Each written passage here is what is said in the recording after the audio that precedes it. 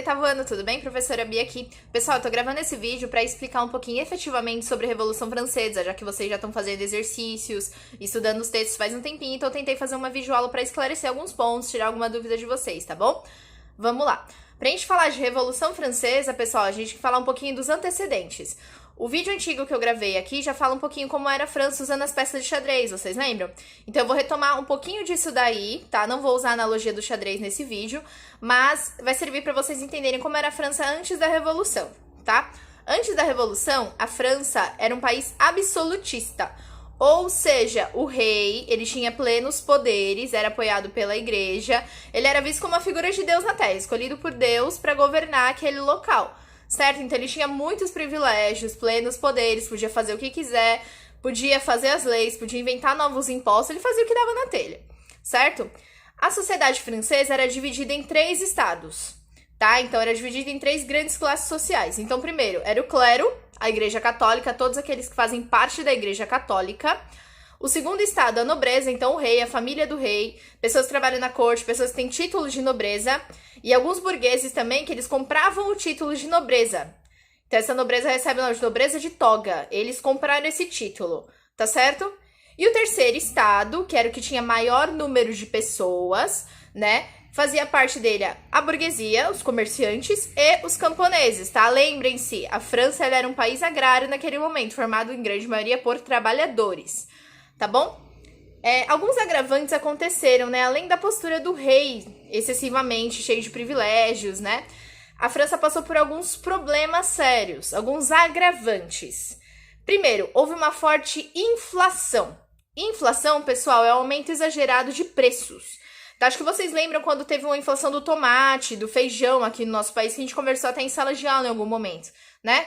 Mas na França, naquele momento, teve, por exemplo, 125% do aumento do preço do trigo. E o pão era essencial na vida do trabalhador francês, tá certo? Então, se o trigo tem esse preço, o pão, então, vai aumentar muito, né? Uma série de alimentos que seriam produzidos com a farinha de trigo seria impossível de produzir, enfim, né?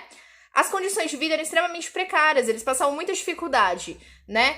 E ainda, por cima, além de tudo isso, eles passaram por um período de más colheitas. Então a fome assolava essa população, eles tinham uma série de problemas sociais, fora os privilégios do clero e da nobreza, que não pagavam impostos, não podiam, né, não tinham que fazer nada para manter a sociedade francesa, a França, funcionando, por assim dizer.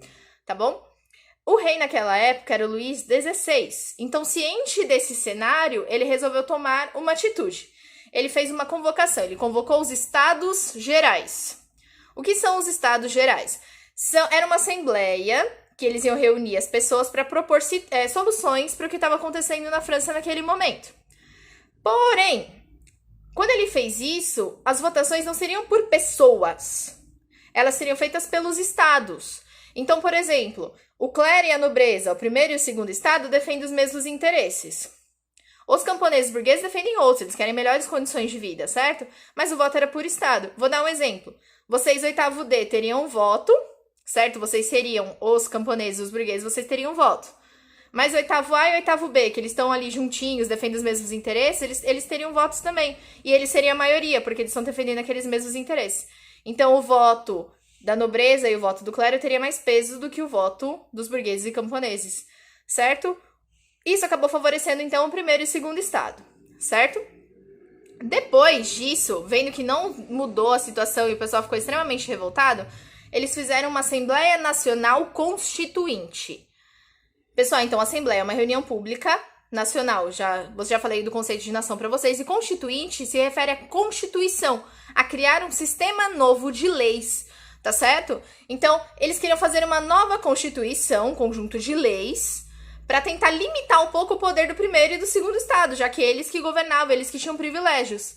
E aí o rei ficou extremamente pistola, ele ficou bravo e reprimiu esse movimento, o que causou um estupim do que a gente chama de Revolução Francesa, tá? Então, no dia 14 de julho de 1789, pessoal, a população da cidade de Paris, na França, saiu às ruas saquearam depósito de armas, né? Tiveram até apoio dos soldados do exército, né, invadiram e tomaram a principal prisão, símbolo do absolutismo. Todos os inimigos do rei iam parar nessa prisão.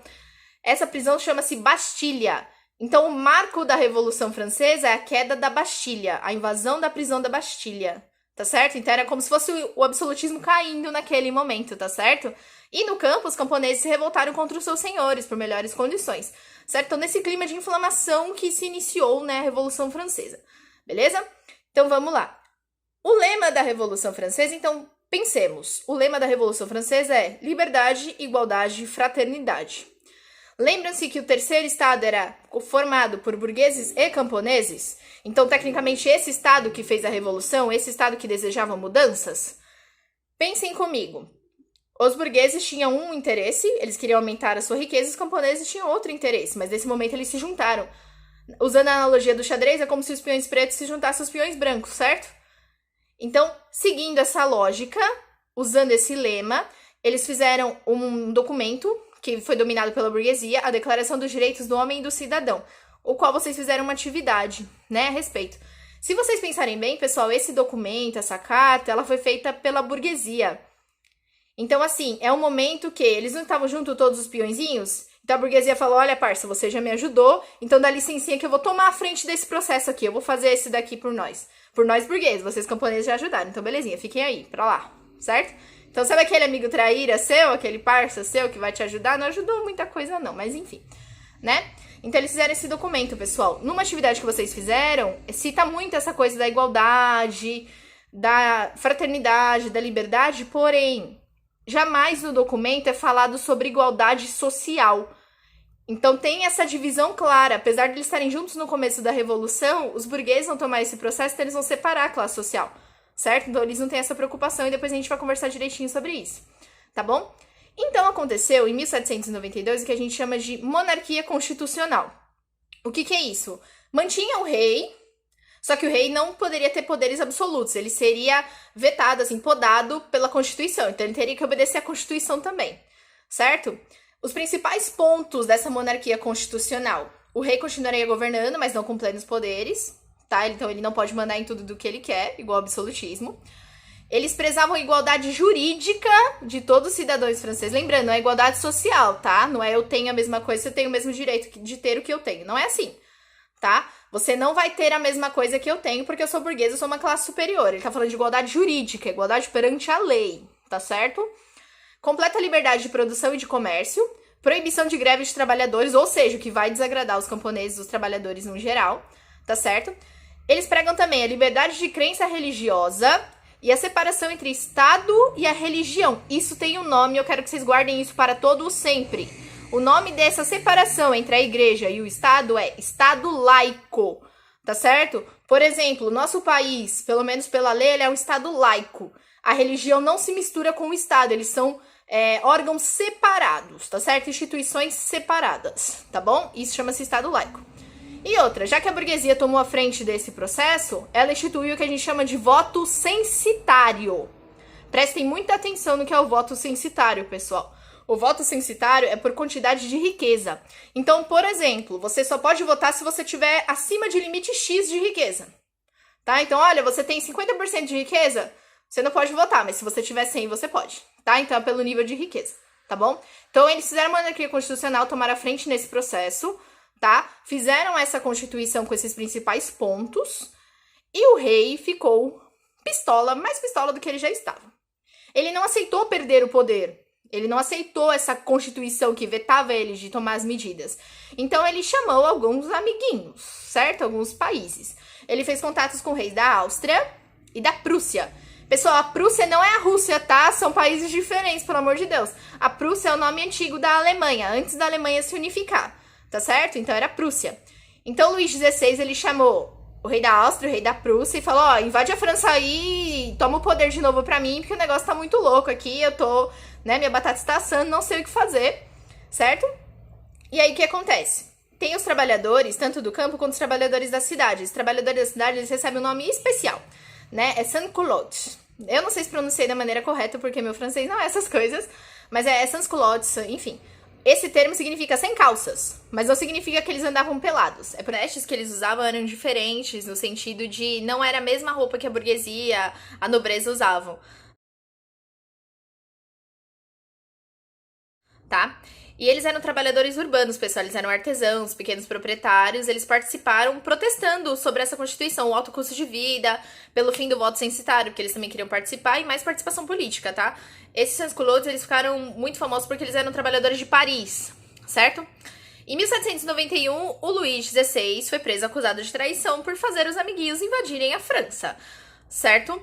Então, seguindo aqui, tem uma nova fase chamada a Convenção Nacional, certo? Que foi a última fase que eu mandei pra vocês, se eu não me engano, tá? Eu quero que vocês prestem muita atenção nessa parte, pessoal, porque ela é extremamente interessante e muito importante pra entender até a política brasileira, tá? Então, o que foi a Convenção Nacional? É como se fosse uma fundação de uma república, certo? Eles fundaram uma república, então, um novo sistema de governo, que ela era formada por uma assembleia chamada Convenção, certo? Então, nessa assembleia, para votar os projetos, para conversar, estavam 3 partidos políticos diferentes entre si, tá?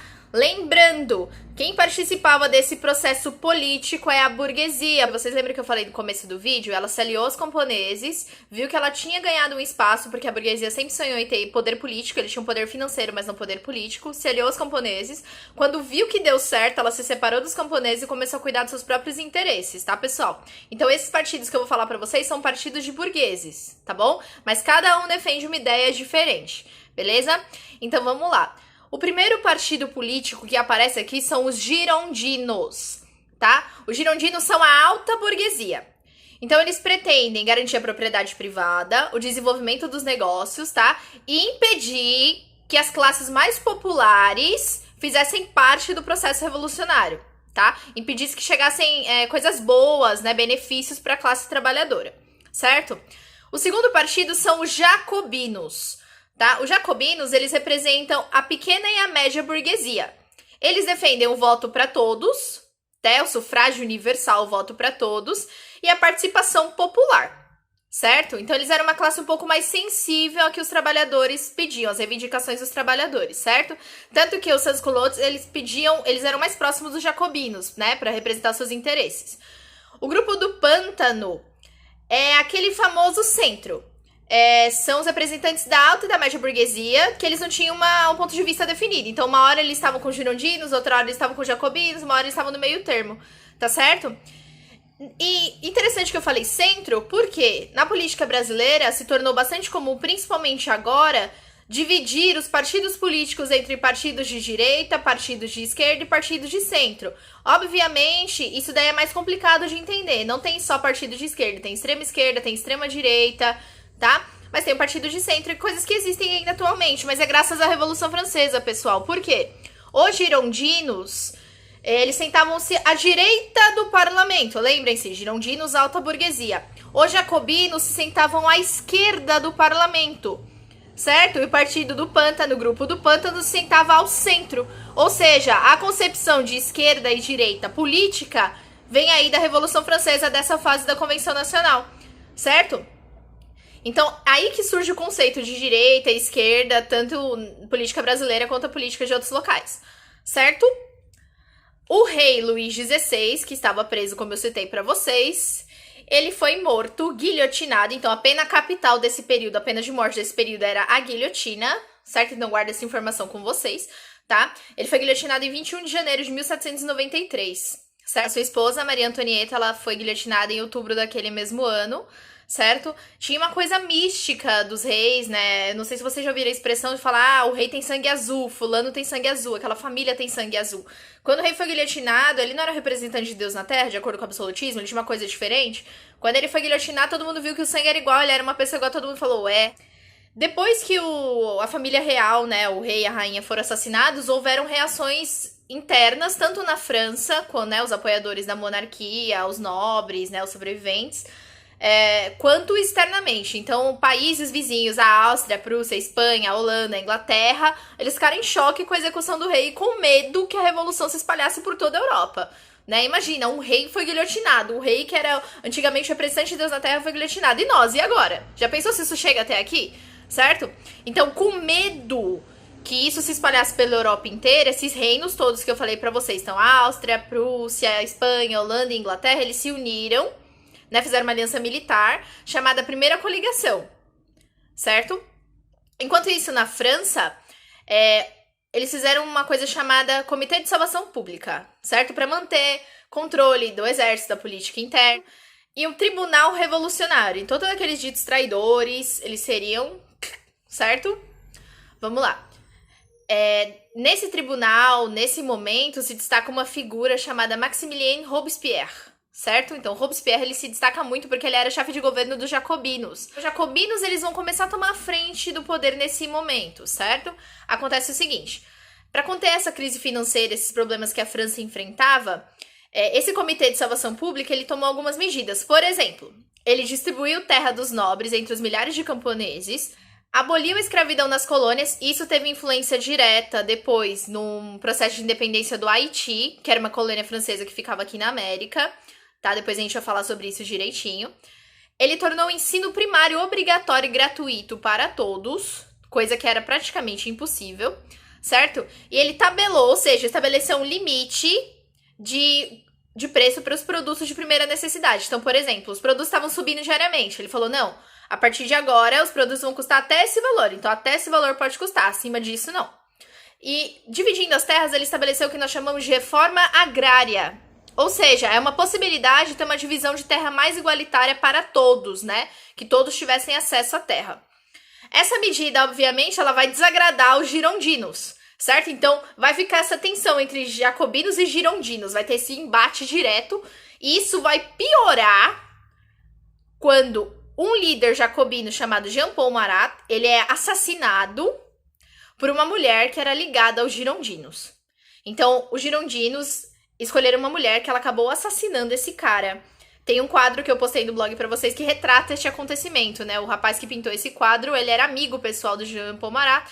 E isso ficou, né, gravado neste momento.